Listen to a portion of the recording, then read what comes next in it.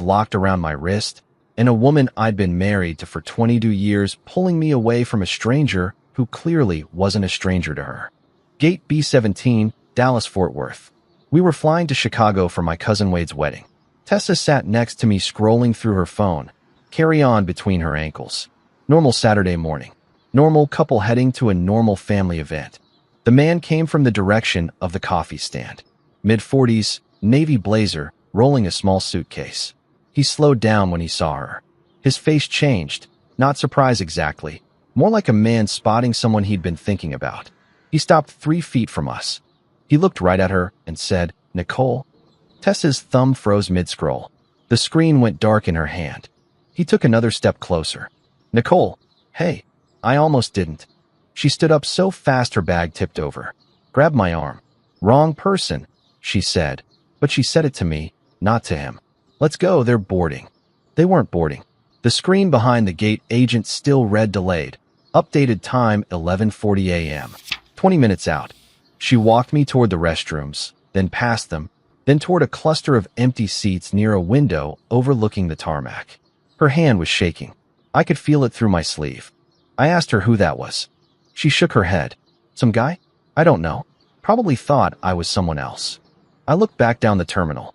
The man in the navy blazer was still standing where we'd left him, holding his coffee, watching us walk away.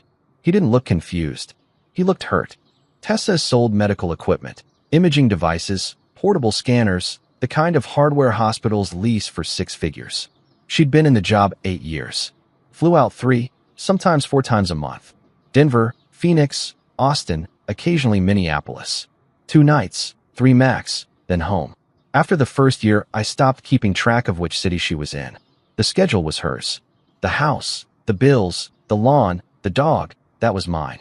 22 years. We'd built something steady, not glamorous. A 4-bedroom in Mesquite with a workshop in the back where I restored old receivers and turntables on weekends. Half the mortgage paid off. 2 cars, both running. The kind of life that doesn't make for a great story, but makes for a good Tuesday night. She'd been distant the last few months, sure. Shorter calls from the road. Fewer details about the trips. But Tessa had always been independent. That was the thing I liked first, back when we met at a warehouse expo in Fort Worth, and she told me she didn't need a ride home because she'd already called one. On the plane to Chicago, she fell asleep against the window before we hit cruising altitude. Her phone sat in the seat pocket in front of her, screen down. I stared at it for a long time. "Nicole." The man hadn't hesitated. He hadn't squinted or second-guessed. He'd walked up like a man greeting someone he knew well. And Tessa hadn't said, "You've got the wrong person." She'd said, "Wrong person," to me, as if she was telling me what to think. Chicago was fine on the surface. Wade's wedding, Saturday evening, a rooftop venue downtown with a view of the lake. Tessa wore a green dress she'd bought the week before.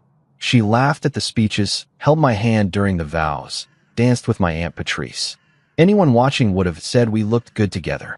My cousin pulled me aside at the bar and told me Tessa was the best thing that ever happened to me. I thanked him and ordered another bourbon. But she kept checking her phone. Quick glances, unlock, scroll, lock. Each time her face tightened for half a second before smoothing out again. During the toast, she excused herself twice. Came back both times with the same tight smile. At the reception, she handed me her phone. "Take a picture of me with your mom?" I took 3 shots. My mother, Tessa, and Wade's wife in front of the Chicago skyline. Handed the phone back. Watched her type in her passcode, 4711. Our old house number on Ridgeway. She'd used it for years. Never hit it. Never needed to, because I'd never had a reason to use it. Back at the hotel, she kicked off her heels, brushed her teeth, and was out cold by 11. Long day. She slept on her stomach with one arm hanging off the mattress, same as always. Her phone was on the nightstand. Charging. Screen dark. 4711. I picked it up. Her messages were clean. Texts to her sister, her sales team, a group chat about a friend's baby shower. Nothing with the name Drew or any man I didn't recognize. I almost put it down. Then I noticed a second messaging app, a green icon I didn't have on my own phone. Tucked inside a folder labeled Work Tools between a calculator and a scanner app. The account name wasn't Tessa. It was Nicole Pryor. Pryor, her maiden name. The conversation at the top had a name, Drew. I opened it. The messages went back 18 months. Hundreds of them. Photos of restaurant tables, hotel balconies, a sunset over what looked like the Rockies. He called her Nick. She called him D. There were voice messages I didn't play. The most recent exchange was from that morning, the morning of the airport. Drew had written, "Saw you at DFW today. You were with some guy. Everything okay?" Tessa hadn't replied. I scrolled further. A thread from 2 weeks ago. She'd written, "3 more days and I get to see you. I'm counting down." He'd written back, "Denver misses you, Nick. I miss you." 18 months. Every business trip to Denver. Every 2-night stay. Every short phone call from the hotel room where she told me the conference ran late and she was too tired to talk. I put the phone back on the nightstand. Same angle. Same position. Plugged in. She hadn't moved. The flight home was 4 hours of silence that Tessa didn't seem to notice. She read a magazine. Ordered a ginger ale. Told me Wade's wife seemed sweet, but the cake was dry. I nodded at the right moments. Drove us home from the airport without turning on the radio. That night, she went to bed early. I sat in the workshop with the door closed and a receiver I'd been restoring for 3 months on the bench in front of me. Didn't touch it. Here's what I knew. My wife had a second identity. A second name. A second app. A second life running parallel to ours for a year and a half. The man at the airport, Drew, thought he was in a relationship with a woman named Nicole Pryor. Single. Available. His. Here's what I decided. I wasn't going to confront her. Not yet. Not until the ground under her feet was already gone. But first I needed to protect what was mine. Monday morning, I called in late to work and drove to a family law office on Greenville Avenue. Grace Villanueva. Sharp, direct, didn't waste words. I told her everything. 22 years married. House in Mesquite with my name on the original deed. Joint savings. Wife's affair confirmed through her own messages. Grace laid it out fast. In Texas, everything earned during the marriage gets split, but if one side cheated, and there's proof, the other side gets the better deal. Freeze the joint account, she said. Today, before she moves anything. I drove straight to the bank from her office. Account frozen. Attorney retained. Paperwork started. Now I could make the call I'd been thinking about since gate B17.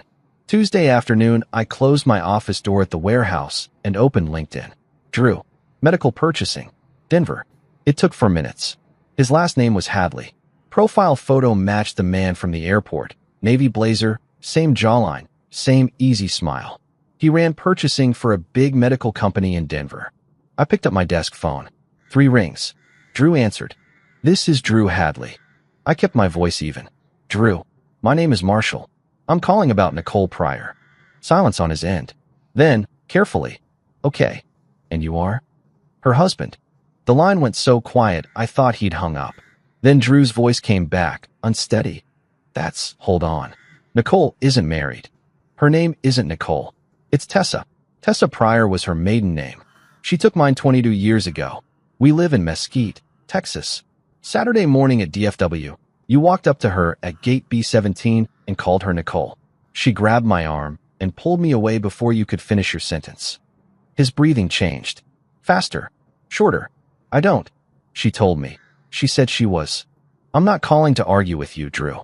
I'm calling because you deserve to know who you've been seeing for the past 18 months.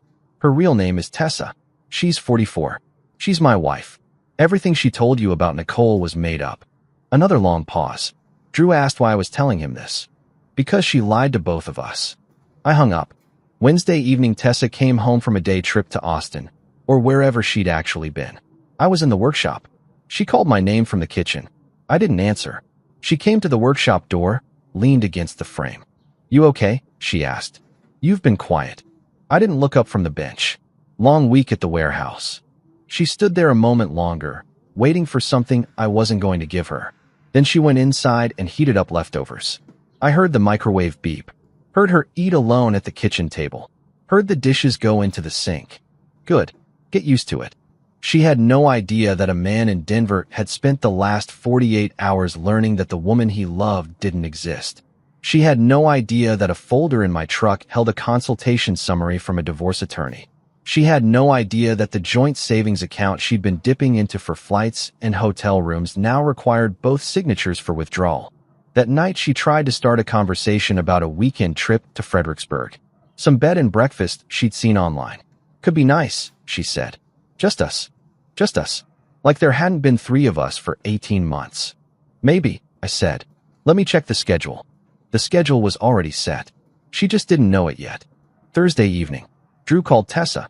I know because I was in the workshop when I heard her voice rise through the kitchen window. Not a scream. More like the sound of someone being told the ground isn't solid. Sharp, then quiet, then sharp again. A long stretch of silence. Then her voice one more time, low and fast, the way people talk when they're begging someone not to hang up. He hung up anyway. I could tell by the silence that followed. 20 minutes later, she came through the workshop door. Eyes red, phone in her hand. She stood in the doorway like she wasn't sure the floor would hold her.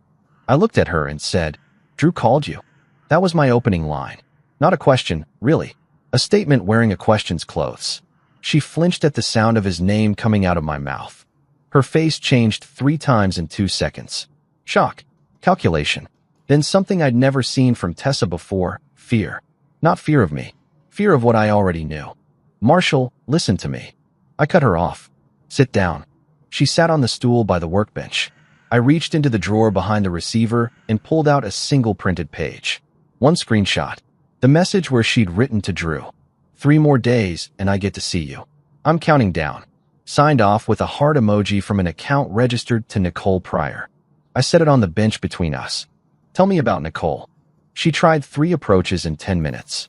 First, minimizing. It wasn't what it looks like. It was just talking, nothing physical. The messages said otherwise. Then deflecting. You went through my phone? That's a violation of my privacy. Marshall. Then the collapse. Tears, shaking hands. I made a mistake.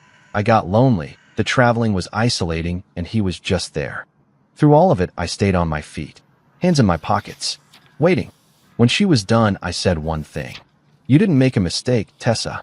You built a whole person. You picked a name. You kept it going for 18 months. That's not loneliness. That's a project. The workshop went quiet. Even the dog outside stopped pacing. Tessa stared at the printout on the workbench like it might catch fire. Her mouth moved, but nothing came out. I let the silence sit. She needed to feel the weight of it. Then, Drew already knows everything. He told you 20 minutes ago he's done with you. Grace Villanueva is handling the rest. The account is frozen. The house is mine. Tessa's eyes went wide. You already? When did you? The day after Chicago. She looked at me like she was seeing me for the first time. Maybe she was. She moved out on Saturday. Her sister Janelle drove up from San Antonio with an empty SUV. Tessa packed 3 suitcases, 2 boxes of books, and a garment bag. She took the coffee maker. I didn't argue about the coffee maker. At the door, she turned around. Can we talk about this? Really talk? Not through lawyers. We talked for 22 years, Tessa. Turns out I was the only one using my real name. Janelle loaded the last box. The SUV pulled out of the driveway. The dog watched from the front window, tail low, not understanding why the house smelled like cardboard. That afternoon, I called my buddy Ray, told him I needed help moving the workbench to the other wall. He showed up with beer and didn't ask questions until the bench was in place. Then he asked one, "She coming back?" "No." "Good." He handed me a bottle. "You look like hell, but you're standing." He wasn't wrong on either count. Monday morning, Grace sent me a text. Tessa's attorney had responded. No contest on the house. She was requesting her share of the savings, roughly 40%, because of what she did and her personal property. Clean split. No war. I texted Grace back. Agreed. Move forward. 2 weeks out. The house was quieter than I expected. Not empty quiet, just different. The second toothbrush was gone from the bathroom. The closet had gaps where her dresses used to hang. The kitchen table had 1 placemat instead of 2. The dog had taken to sleeping in the hallway, halfway between the bedroom and the front door, like he was still waiting for the math to add up. Thursday evening, I finished restoring the receiver I'd been working on since